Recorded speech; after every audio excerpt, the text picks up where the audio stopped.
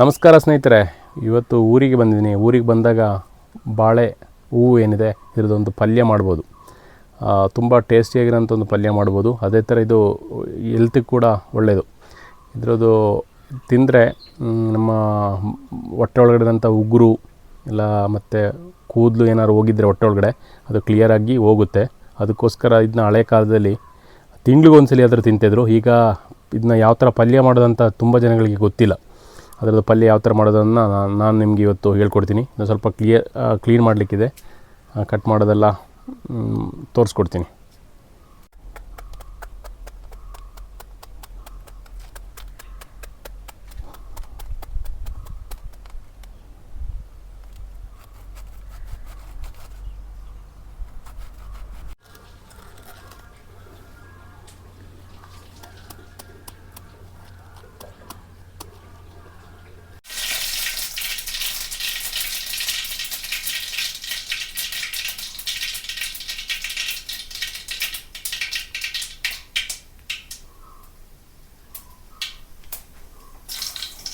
ಬೆಳ್ಳುಳ್ಳಿ,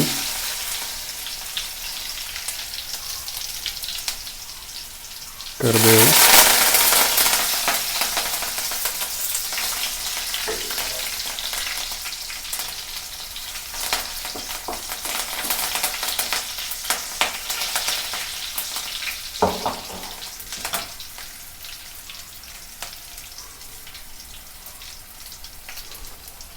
ಆಲ್ರೆಡಿ ನಾವು ಕ್ಲೀನ್ ಮಾಡಿ ಇಟ್ಕೊಂಡ್ರಂಥ ಬಾಳೆ ಹೂವು ಏನಿದೆ ಅದು ಹಾಕ್ಕೊಳ್ತಿದ್ದೀನಿ.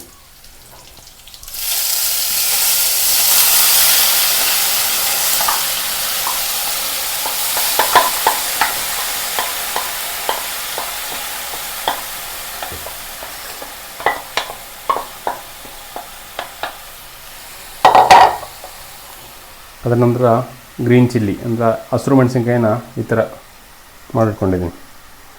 ಚಿಕ್ಕ ಚಿಕ್ಕ ಮಿಕ್ಸಿಲಿ ಹೊಡ್ಕೊಂಡಿರೋದು ಮತ್ತು ಮಿಕ್ಸ್ ಮಾಡ್ಕೊಳ್ಳಿ.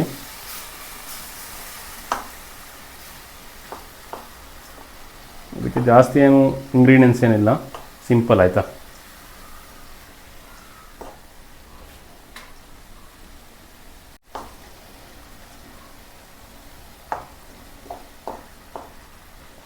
ಸ್ವಲ್ಪ ಬೇಯ್ದಂಗೆ ಆಗಲಿ ಆಯಿತಾ, ತುಂಬ ಬೇಯಲಿಕ್ಕೆ ಏನಿಲ್ಲ ಇದರಲ್ಲಿ.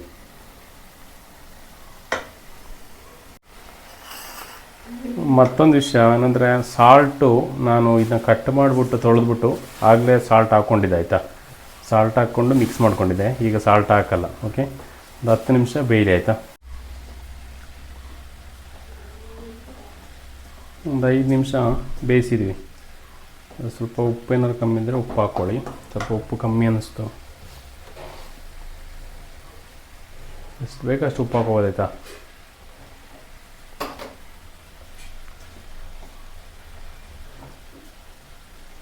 ನೀರೇನು ಹಾಕ್ಕೊಳ್ಳಿಕ್ಕಿಲ್ಲ ಆಯಿತಾ, ಯಾವುದೇ ಅದೇ ಬೇಯುತ್ತೆ.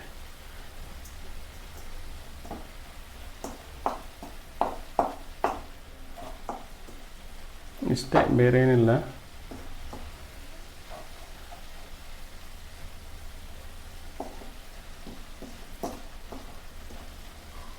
ಸ್ವಲ್ಪ ಬೆಂದಿದೆ ಅಂತ ಗೊತ್ತಾದರೆ ಲಾಸ್ಟಿಗೆ ಕಾಯಿ ತುರಿ ಅದು ಹಾಕ್ಕೊಳ್ಳಿ.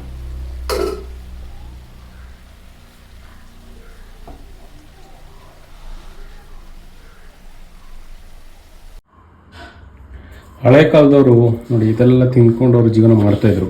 ಈಗಿನವರಿಗೆ ಇದೆಲ್ಲ ಗೊತ್ತಿಲ್ಲ. ಈಗ ಕೆಲವು ಕಡೆ ತಿಂದಿದ್ದಾರೆ. ಈಗ ಕೇರಳದಲ್ಲಿ ಇದಕ್ಕೆ ಕೂಂಬು ಅಂತ ಕರೀತಾರೆ, ಇಲ್ಲಿ ನಾವು ಇದಕ್ಕೆ ಬಾಳೆ ಹೂವು ಅಂತ ಕರಿತೀವಿ ಅಷ್ಟೇ. ತುಂಬ ಟೇಸ್ಟಿಯಾಗಿರೋಂಥ ಒಂದು ಫುಡ್ ಆಗಿರುತ್ತೆ ಆಯಿತಾ. ಟ್ರೈ ಮಾಡಿ ನೋಡಿ, ಇದೆಲ್ಲ ಹೆಲ್ತಿ ಫುಡ್ಡು, ಚೆನ್ನಾಗಿರುತ್ತೆ. ಹೊಟ್ಟೆಯಲ್ಲಿ ಹುಳ ಗಿಳ ಏನೆಲ್ಲ ಹೋಗಿರುತ್ತೆ ಅದೆಲ್ಲ ಬರುತ್ತೆ ಹೊರಗಡೆ.